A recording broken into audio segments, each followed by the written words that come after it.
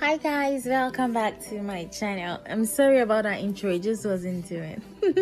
So today we are going to be making a fruit cake in a pot. Can you believe that? I made this fluffy perfect fruit cake in a pot, I swear, in my kitchen pot.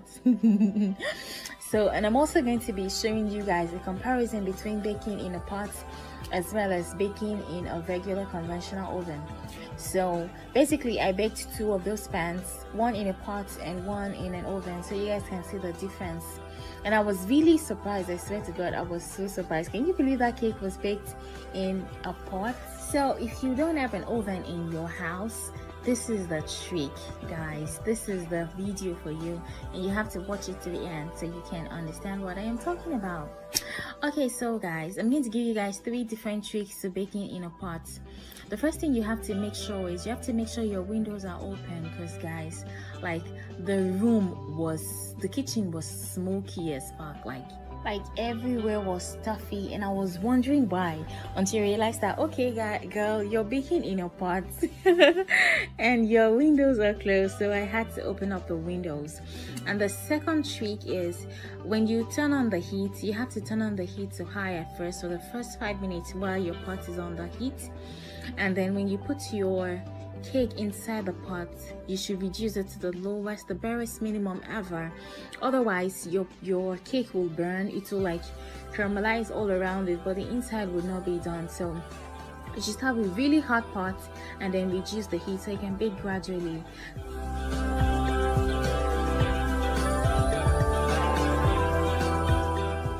So guys, the fourth trick is to use a pot that is big enough for air to circulate inside your pan.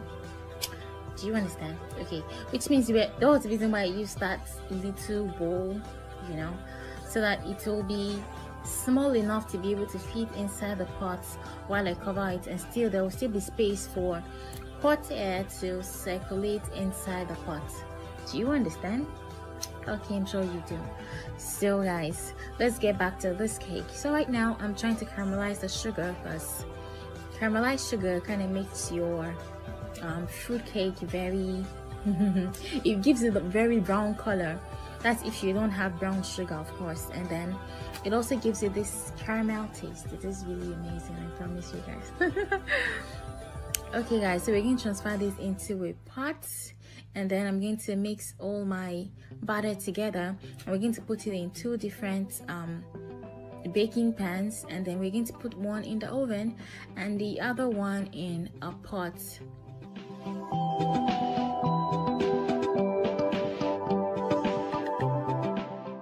So guys, it's time to like make the batter for our cake. So we're pouring our 4 egg yolks into the bowl, and then 250 grams of butter, melted butter of course, and then we're going to stir that together, and then we're going to add to that our caramelized sugar. It's important at this stage to stir really well, because you want the caramel to melt in the butter and in your wet ingredient basically. And then we're pouring in like half a cup of kefir, and then stir it really well. So now it's time for our dried ingredients. So we need 2.5 cups of flour, and then you're going to stir it well.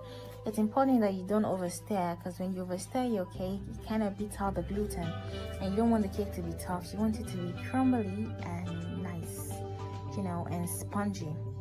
So, and then to that I'm going to add a tablespoon of baking powder, a tablespoon of baking soda, a 1/4 teaspoon of salt, and then we're going to stir everything together. And then the last thing we're going to add is the fruit. And don't forget, we marinated this fruit in some orange. I know I didn't say that, but I hope you read on the screen. In some orange, like I squeezed some orange into it the night before so it could soak, because I didn't want to use alcohol. So now our whipped up egg whites. So we're going to fold this in gradually in 3 batches. The reason why you're folding it in 3 batches is because you want it to still hold up the, you know, the volume. You don't want to deflate the old egg whites that you make, so you should fold it in 3 or 2 batches if you like. So this one I'm folding it in 3 different batches, so it can be really nice and fluffy and voluminous. The reason why I'm doing this is because normally I don't bake my cakes this way, but I'm doing this because I'm going to bake one in a pan and in a pot, and I want it to give it as much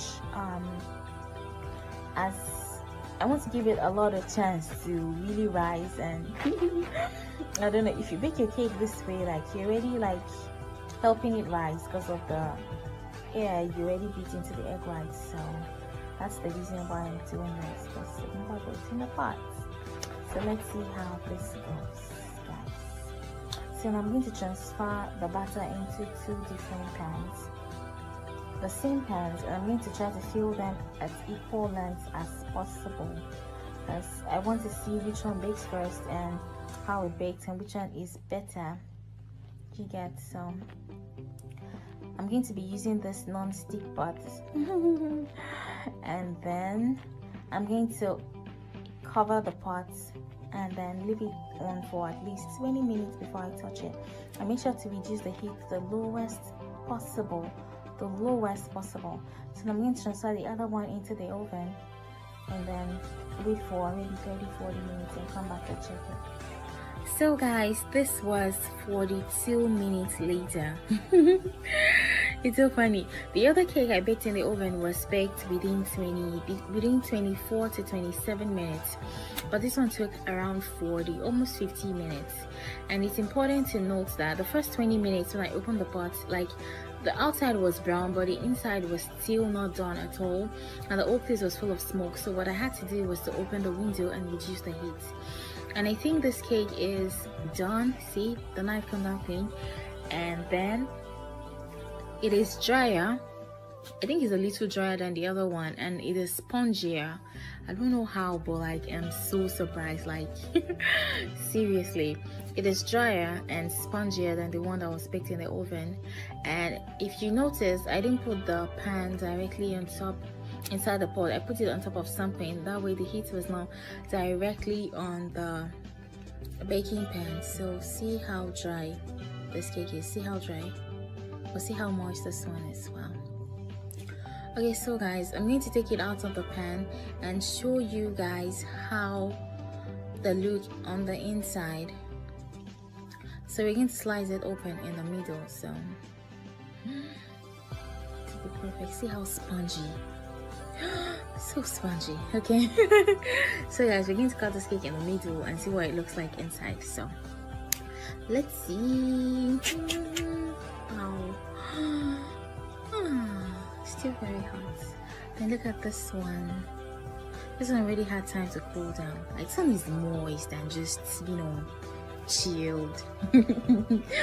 But the other one is drier and spongier, but they're still very perfect cakes. See, this is one I baked in the pot. See how spongy it is. Like, guys, if you don't have an oven in your house, you can bake in a pot. Definitely bake in a pot. So give me a thumbs up and subscribe and tell me what more videos you want to see. I hope you guys learned a few things. Thank you guys for watching, and I'll see you in my next video.